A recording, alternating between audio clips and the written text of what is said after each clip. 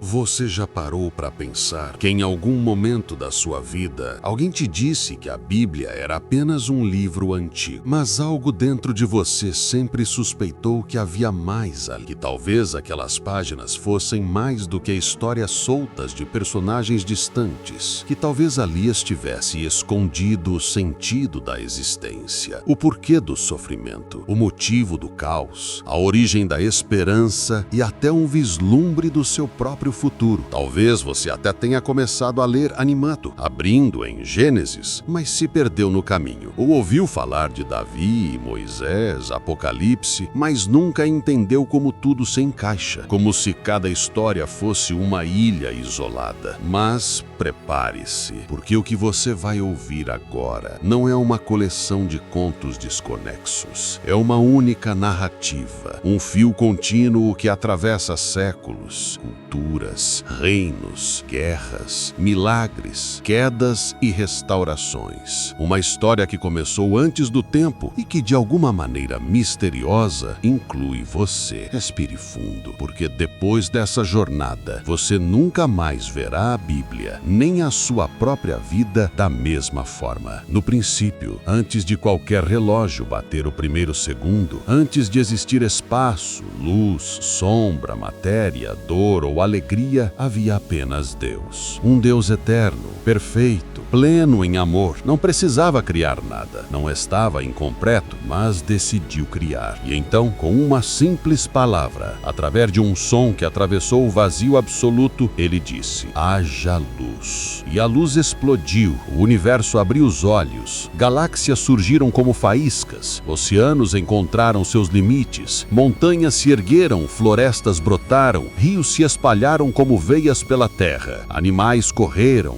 voaram, nadaram. Era como se a criação inteira fosse uma sinfonia, fechando os olhos e respirando pela primeira vez. Mas Deus ainda guardava o ápice. Ele formou o ser humano, não como o restante da criação, mas a sua imagem. Deu a Adão e Eva propósito, liberdade, consciência e algo que nenhum outro ser recebeu: a capacidade de se relacionar com o próprio Criador. Eles caminhavam com Deus como amigos que passeiam ao entardecer. Não havia culpa, dor, medo ou morte, apenas plenitude. Mas o amor verdadeiro exige escolha, e Deus colocou uma escolha no jardim, um limite, não por crueldade, mas para que o amor fosse real. Então veio a serpente, a mentira mais antiga: você pode ser como Deus sem Deus. E o homem escolheu ouvir. No momento em que o fruto tocou seus lábios, algo se partiu, o mundo perfeito se rachou, a culpa entrou pela porta, seguida pela dor, pela vergonha, pela morte. A terra foi ferida, o corpo foi ferido, o espírito foi ferido, mas Deus não desistiu deles. No meio daquela queda gigantesca, ele anunciou uma promessa: um dia nasceria alguém que esmagaria a cabeça da serpente, um libertador, um restaurador. E a história começou a se mover em direção a ele. A humanidade cresceu, mas cresceu também a violência. O coração do homem escureceu, terras se encheram de sangue, gritos, arrogância. A marca da queda se espalhou como uma doença invisível. Então, Deus tomou uma decisão que ecoou pela eternidade: um recomeço. Mas não um extermínio sem misericórdia. Entre bilhões havia um homem, apenas um, que ainda caminhava com Deus: Noé. E a arca não foi apenas um barco, foi uma mensagem. Enquanto todos riam, Noé martelava futuro, martelava salvação, martelava a prova de que Deus julga, mas sempre oferece um caminho de escape. A água subiu, a humanidade caiu, a arca permaneceu. Porque quando Deus fecha uma porta, nenhuma tempestade abre. Quando as águas baixaram, a vida recomeçou. E Deus colocou o arco-íris no céu como um lembrete visível. Ele não destruiria o mundo daquela forma novamente. Mas a terra ainda carregava a mesma ferida, o pecado. Então a humanidade se uniu para construir construir uma torre que alcançasse o céu. Não era engenharia, era orgulho, era a mesma voz antiga. Podemos ser como Deus. A torre caiu, as línguas se confundiram, os povos se dispersaram. Mas Deus já tinha um plano silencioso, se movendo. Deu a Adão e Eva propósito, liberdade, consciência e algo que nenhum outro ser recebeu: a capacidade de se relacionar com o próprio Criador. Eles caminhavam com Deus como amigos que passeiam ao entardecer. Não havia culpa, dor, medo ou morte, apenas plenitude.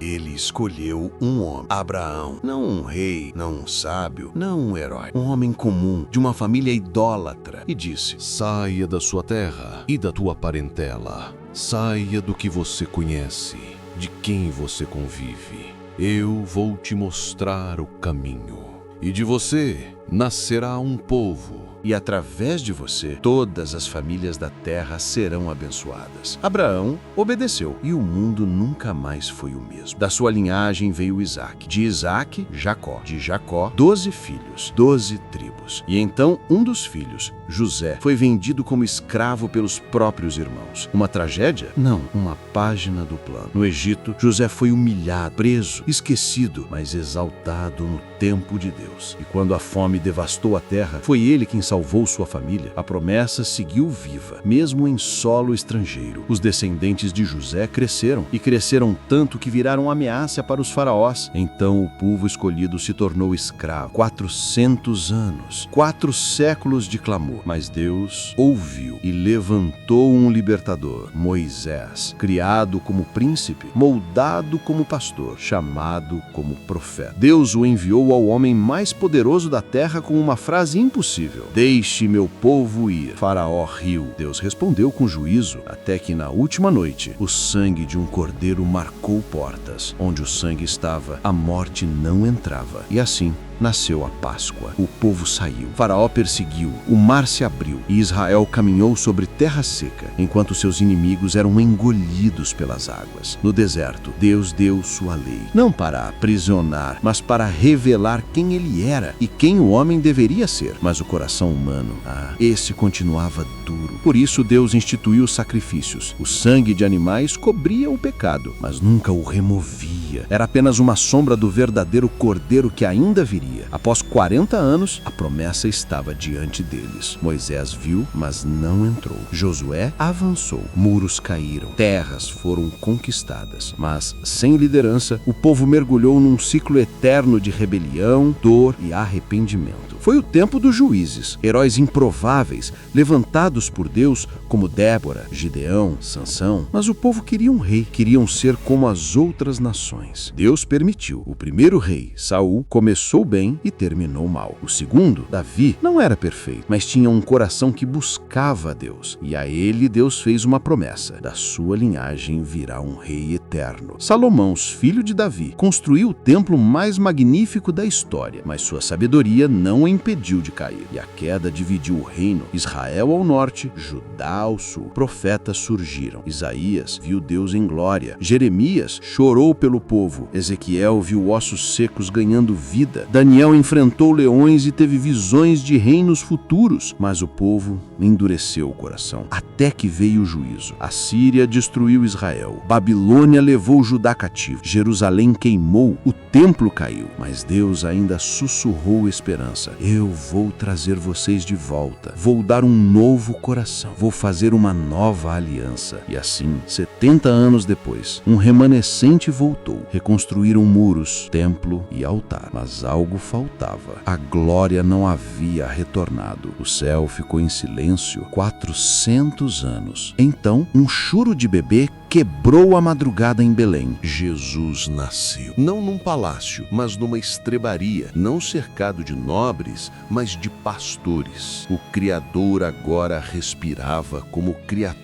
O Deus infinito cabia nos braços de uma jovem. O Verbo se fez carne. Ele cresceu, trabalhou com madeira, aprendeu as Escrituras e aos 30 anos começou a falar. E ninguém jamais falou como ele. Eu sou o caminho, eu sou a luz, eu sou o pão de vida. Eu sou a ressurreição. Eu sou a verdade. Eu sou o bom pastor. Eu sou.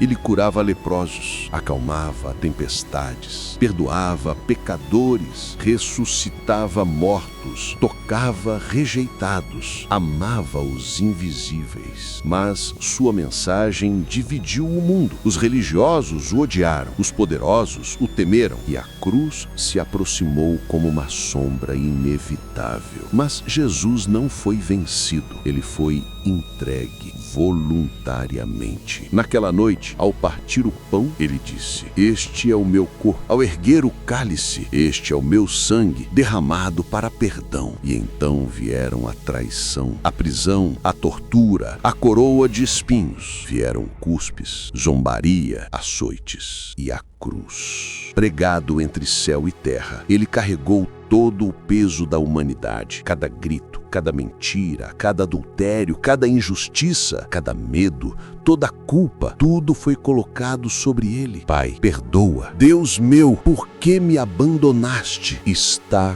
consumado. O véu do templo rasgou, a terra tremeu, o céu silenciou. Jesus morreu. Foi colocado num túmulo emprestado. A pedra foi selada, guardas foram posicionados. 3 dias. E no amanhecer do 3º dia, o universo respirou diferente. A pedra rolou, a morte perdeu, o túmulo estava vazio. Por que procuram entre os mortos aquele que vive? Jesus ressuscitou. A esperança ressuscitou com ele. Ele apareceu a Maria, aos discípulos, a Tomé, que tocou as feridas, a viajantes a caminho de Emaús, que sentiram o coração arder. Durante 40 dias ensinou e então ascendeu aos céus com uma promessa: o Espírito virá. 10 dias depois, no Pentecostes, o fogo desceu, não em montanhas, mas em pessoas. A igreja nasceu. Pedro, que antes tremia, agora pregava com autoridade. 3.000 se renderam ao evangelho. Milagres aconteceram, perseguição também. Estevão foi apedrejado, Tiago morto pela espada. Mas quanto mais tentavam calar a fé, mais ela se espalhava. E então, a conversão mais improvável da história: Saulo. O perseguidor virou apóstolo. O que arrancava cristãos de casa passou a levantar igrejas pelo mundo. Cartas nasceram, viagens aconteceram, prisões e naufrágios marcaram sua caminhada. E a mensagem atravessou impérios, séculos, fronteiras. E então chegamos a Apocalipse, o livro que não fala do fim, mas do propósito. João viu o invisível, viu o Cristo glorificado, com olhos como fogo e voz como águas. Viu o trono, viu o cordeiro, viu os selos, viu juízos, viu guerra espiritual, viu o dragão, viu a besta, viu perseguição, viu martírio, mas também viu vitória.